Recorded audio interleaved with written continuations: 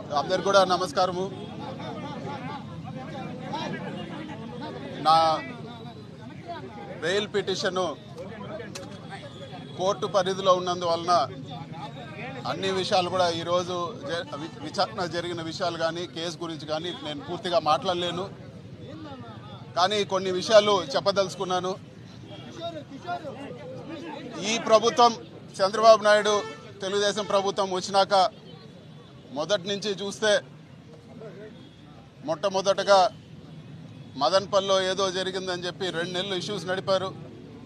అతన్ని ఎవరైతే సస్పెక్ట్ ఉన్నాడో అతను తీసుకుపోయి పాలిగ్రాఫ్ టెస్ట్ చేసినా కూడా ఇదంతా పూర్తి ఒక కట్టుకథ అని చెప్పి పూర్తిగా తేలింది.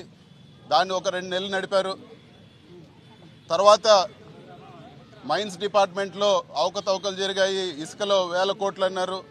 అదంతా కూడా తప్పు కథనం అని చెప్పి తేలడం జరిగింది. అదేవిధంగా మైన్స్ 100 మైన్స్ అనేక్రాంతం చేశారని తప్పుడు ఆరోపణలు చేశారు. ఏ ఒక్కటి కూడా ఇప్పటి వరకు ప్రూవ్ చేయలేదు. అదేవిధంగా మళ్ళీ కొన్ని రోజులకి ఫారెస్ట్ ల్యాండ్ మా సొంత ల్యాండ్ అని పేపర్లు చూపించినా కూడా ఇది ఫారెస్ట్ ల్యాండ్, దీన్ని ఆక్రమించారన్నారు. మేము కోర్టుకు పోతే మళ్ళీ అదంతా కూడా కరెక్ట్గానే ఉందని చెప్పి కోర్టుకు వాళ్ళు సబ్మిట్ చేయడం జరిగింది. భూములు ఆక్రమించామని చెప్పి తప్పుడు కేసు పెట్టినారు. ఏ ఒక్కటి కూడా ఇప్పటి వరకు ప్రూవ్ చేయలేదు. ఇన్ని కథనాలు. ఇంకొకరు మాట్లాడారు ఎర్రచందనం చేస్తున్నారని చెప్పి ఓపెన్గా ఛాలెంజ్ చేసి ప్రూవ్ చేయమన్నా కూడా ఎవరు చేసిన పరిస్థితి లేదు. ఇప్పటి వరకు చూస్తే అన్ని ఆరోపణలు చేసి ఇప్పుడు చివరిగా లిక్కర్ స్కామ్ అని చెప్పి ఇంకొక ఆరోపణ చేస్తున్నారు. ఇన్ని ఆరోపణలాగిన ఇది కూడా ఒక పొలిటికల్ హరాస్మెంట్ కేసు మాత్రమే. ఒకటైతే వాస్తవము, ఇప్పుడు వరకు రాష్ట్రంలో ఉండే అన్ని ఏవేవైతే ఒక డ్రగ్స్ కేసు, ఒక హ్యూమన్ ట్రాఫికింగ్ తప్పితే అన్ని రకాల కేసులు ఇప్పటి వరకు పెట్టారు. ఒకటే నేను చెప్పదలుచుకున్నాను, కోర్టు పరిధిలో ఉంది కాబట్టి పూర్తి వివరాలు చెప్పలేను.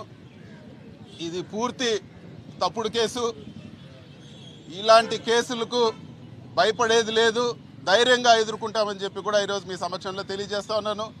కోర్టులో డెసిషన్ వచ్చిన తర్వాత ఈ కేసు గురించి కూడా పూర్తిగా నేను మీ అందరితో కూడా మాట్లాడతానని చెప్పి తెలియజేస్తా ఉన్నాను.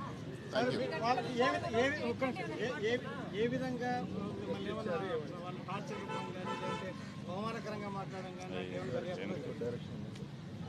ఇది కోర్టు పరిధిలో ఉంది.